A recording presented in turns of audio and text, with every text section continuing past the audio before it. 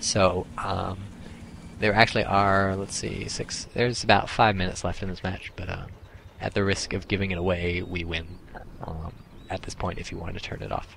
That is perfectly fine, because with this Verbal-Wind that we have taken out, it's basically just going to be a game of hide-and-seek with their remaining people. So we turned it around, basically. On the right, we eventually pushed through. I think it was pretty much heavy Russian armor doing the work on the right, and especially the Su-100 tank destroyer. I think the opponents relied too much on tanks on the right. I don't really know what was going on there, because I was busy on the left. But you saw on the left, really I'm going to have to give the prize to my assault infantry. It might be tough to see right now just how important assault infantry were to that victory, but there are dozens, and like, I cannot count the number of times. Finally that dude is dead. A little bit of overkill. Cannot count the number of times that I did assaults with those assault infantry that would have almost immediately died if those had been like submachine gunners or something. Like, a lot of times there was some guy in a house and he opened up on me and I just fired back and mowed him down. Like, assault infantry can do that, submachine gun infantry maybe not so much. There are a lot of times where the assault would have just failed.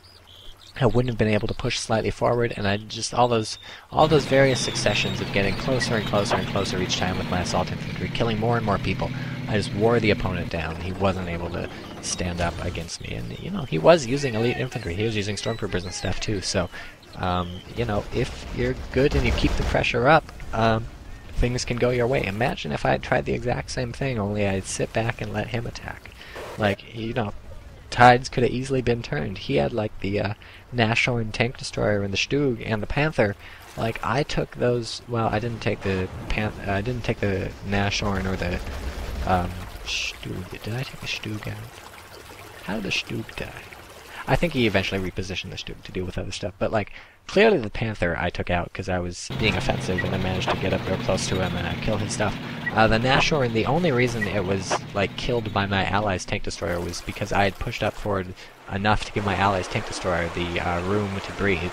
And in fact, I got very close to killing the Nashorn a couple of times. You saw me get very close to killing the Hummel that one time. It was only the constant pressure that allowed me to get all these victories with my assault infantry. If the tides had turned, and no matter how many assault infantry if I had used them on the defensive, like, I never would have been able to get a lot of the victories that I got. Like, my ally is towing this covered wagon that he found, taking some booty back from Germany back to the motherland. I am scavenging a helmet for my guy because he lost his helmet at some point in the fighting.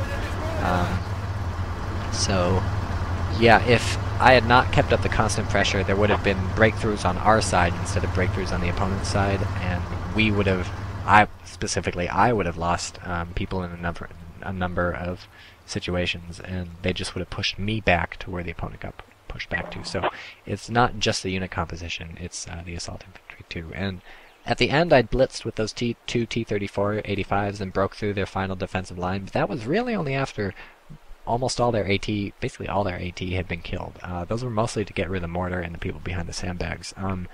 Yeah, I don't think I would have had that kind of success if I had bought those T-34s and just driven in sort of in the middle of the match. I think it was really the assault infantry that won it for me, and it's being tenacious and getting into all those bushes, all those craters, sneaking around the buildings, getting into all the areas and that your opponent is not watching, and keeping the pressure up on them. What initially looked like a very difficult task, assaulting across that field, was made manageable just by always trying and moving slowly and surely into, I don't know what he's doing, he's like, look at my fat belly, slowly and surely into the opponent's territory. So had I sat back, I really wouldn't have been able to do much. There's not a lot you can do on the defensive aside from hope that your allies do some really nice stuff.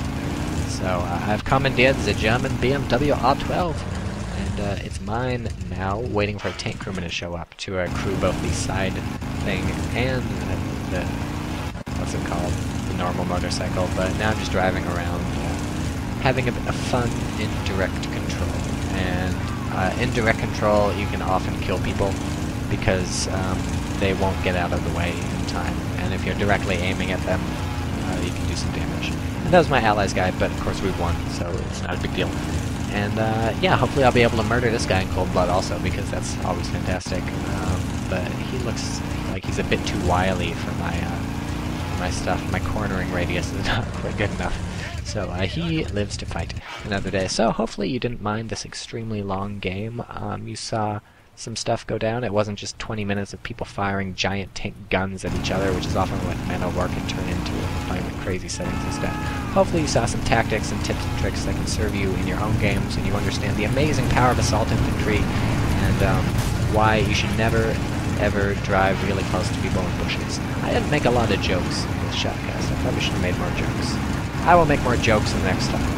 What's the difference between a chicken? It's not a very good joke. Oh well. Bye.